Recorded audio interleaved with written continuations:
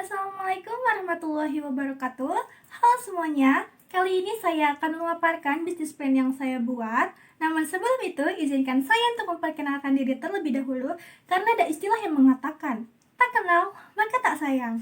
Perkenalkan, nama saya Mutiara Ajahro, saya dari Prodi Akuntansi, Fakultas Ekonomi Universitas Pakuan. Bisnis plan yang saya buat berjudul Masker Kain Perca 3 Lapis. Ngomong-ngomong tentang bisnis plan, emangnya bisnis plan itu apa ya? Oke, jadi bisnis plan atau yang biasa kita sebut dengan rencana bisnis adalah suatu pernyataan formal atas berdirinya suatu bisnis. Alasan pembisnis itu yakin bahwa tujuannya dapat tercapai, biasanya mengenai strategi atau perencanaan yang dilakukan agar tujuan tersebut dapat tercapai, teman-teman. Oke teman-teman, masuk ke materi. Materi yang akan saya bahas ada 4. Yang pertama yaitu deskripsi produk. Yang kedua, perencanaan pemasaran bisnis. Yang kedua, proyeksi keuangan. Dan yang terakhir adalah risiko bisnis. Oke, langsung masuk ke deskripsi produk. Seperti judul, masker kain perca 3 lapis. Ya, saya di sini membuat bisnis masker kain perca 3 lapis. Nah, ini ada yang polos, ada yang motif. Ini salah satu contoh karena saya belum buat lagi, saya belum produksi lagi, teman-teman. Nah, saya mengklaim kenapa dia bisa tetap fashionable karena bisa disesuaikan dengan kebutuhan. Contohnya saya nih, baju saya sudah bercorak, kerudung saya sudah putih ya, polos, oke? Dan kita mix and match dengan warna putih lagi tuh akan cantik. Contoh ya, aku pakai.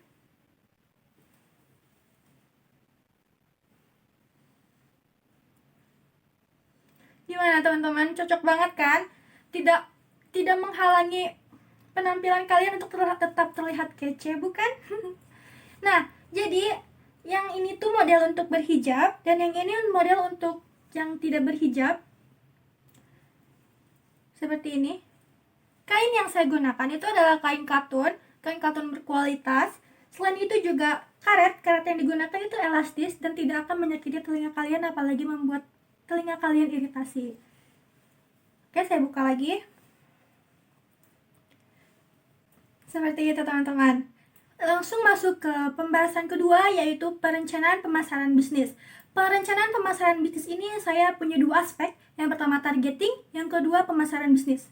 Nah, target saya dalam semua kalangan, karena ini bisa digunakan untuk semua kalangan, terutama mereka yang berusia 9-35 tahun. Nah, sedangkan untuk pemasaran produk, saya menggunakan media sosial, juga secara offline, langsung ke toko-toko untuk menawarkan dan menjual ke teman-teman, bahkan ke tetangga, pokoknya orang-orang di sekitar saya. Itu saya coba untuk promosikan produk saya ya.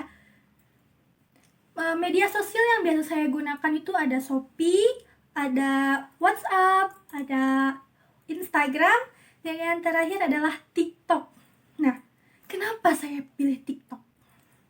Seperti yang kita tahu, TikTok ini sekarang tuh benar-benar penggunanya banyak sekali. Semua kalangan menggunakan TikTok. Itu akan mempermudah kita untuk memperkenalkan produk kita ke masyarakat untuk lebih luas. Langsung yang ketiga yaitu proyeksi keuangan. Proyeksi keuangan saya seperti ini ya, di bawah ini. Ya, di bulan Agustus terjual 23 piece, di bulan September 42 piece, dan di bulan Oktober baru 15 piece, teman-teman. Jadi total selama 3 bulan ini saya menjual 80 piece. Untuk pendapatan bulan pertama yaitu 276.000.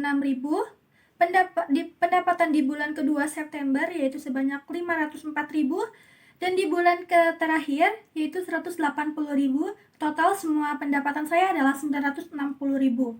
Sedangkan laba bersih ya, laba sudah dikurangi dengan biaya-biaya lain. Bulan pertama adalah 96.600 karena satu piece saya mengambil untung sebanyak 4.200 rupiah. Jadi dikali dengan banyaknya penjualan di bulan itu.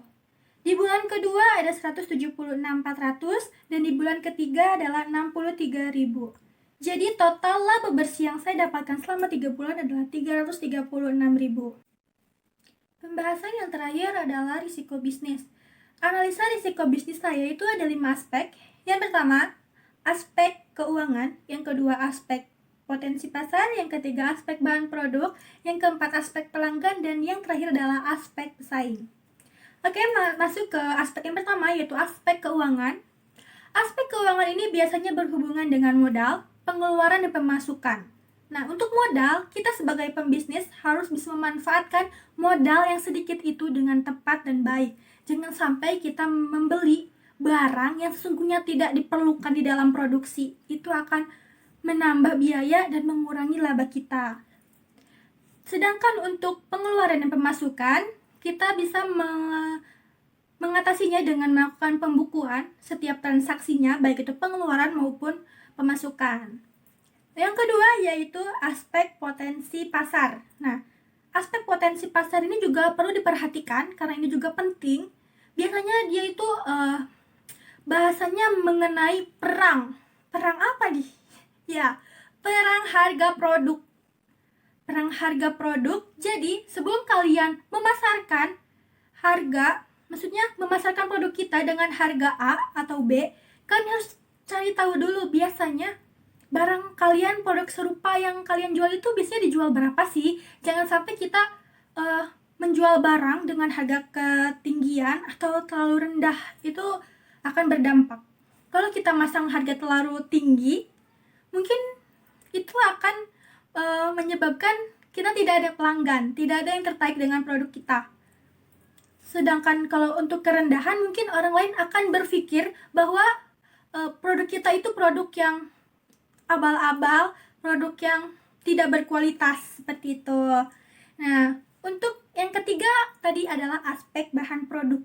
Nah, aspek bahan produk ini juga perlu diperhatikan. Kalian harus mencari supplier yang bisa menyediakan bahan yang berkualitas dengan harga yang bersahabat. Artinya, ketika kita mendapatkan supplier dengan harga yang lebih bersahabat dibanding yang lain, itu akan menambah keuntungan bagi kita tersendiri. Dan pembelian bahan produk ini juga bisa jadi pertimbangan harga produk kita. Lalu yang keempat adalah aspek pelanggan. Aspek pelanggan ini kita tuh harus cari tahu dulu ekspektasinya pelanggan itu seperti apa sih. Maksudnya yang diinginkan pelanggan itu seperti apa. Nah, kita juga harus memberikan pelayanan yang sangat baik. Jangan sampai pelanggan kecewa dengan produk kita dan pelayanan yang kita berikan. Seperti itu ya. Dan yang terakhir adalah aspek pesaing. Nah, untuk aspek pesaing ini pasti ya, setiap berjualan, setiap melakukan sesuatu pasti ada pesaing. Ya, pasti ada pesaing, pasti selalu ada. Kita sebagai pembisnis harus bisa memberikan kelebihan, harus bisa menonjolkan kelebihan kita. Apakah produk kita harus lebih berkualitas, pelayanannya harus lebih baik, harganya mungkin lebih terjangkau dibandingkan yang lain. Itu bisa jadi suatu kelebihan agar kita lebih unggul dibanding pesaing lain. Dapat disimpulkan, untuk kita yang akan memulai bisnis baru, kita harus membuat perencanaan bisnis atau business plan, karena dengan perencanaan bisnis, kita bisa mengetahui masalah apa yang akan terjadi dan apa yang akan kita lakukan untuk menghadapi masalah tersebut. Mungkin sekian yang dapat saya sampaikan. Kurang lebihnya mohon maaf karena kesempurnaan hanya milik Allah Subhanahu wa Ta'ala. Sekian dari saya. Wassalamualaikum warahmatullahi wabarakatuh.